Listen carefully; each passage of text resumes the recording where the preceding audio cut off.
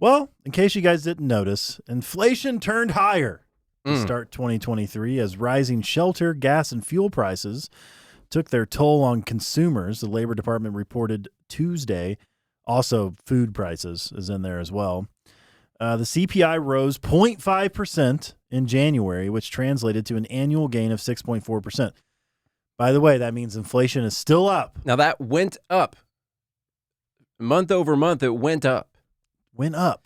And also, year to year, its prices went up.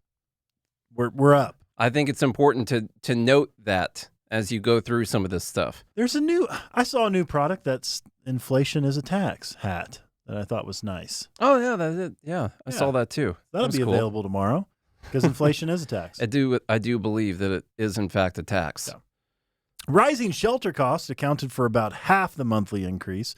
See how they do this? They try to tell you, like, oh, there's only a couple things that blah, blah, blah, blah, blah. The component accounts for more than 1/3 of the index and rose 0.7% on the month and was up 7.9% from a year ago. The CPI had risen 0.1% in December. Energy also was a significant contributor, up 2% and 8.7%, while food costs rose 0.5% and 10.1% over last year. That's not good. 10% over last year. Last year was higher than the year before that, especially eggs. So you're saying it's up? I think eggs are up 70%. By the way, if you narrow down to that, we just throw eggs out. I saw it the other day.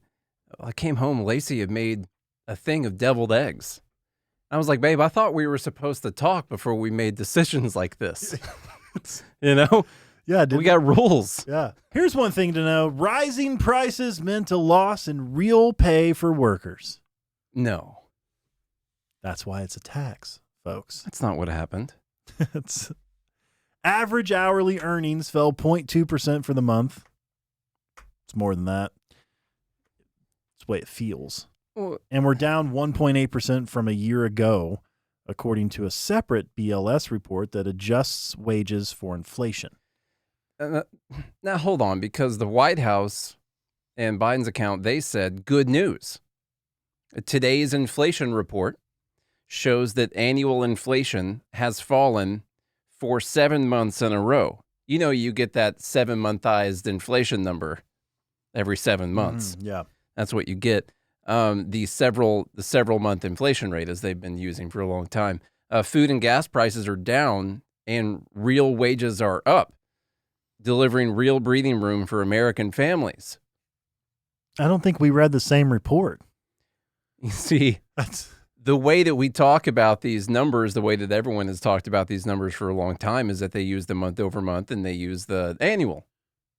But the White House has a new 7-monthized rate, which is that over the last 7 months, those numbers have turned in their favor. Now, the first 5 months and then the 7 months after the first 5 months, you don't want to worry about those months. Those are racist.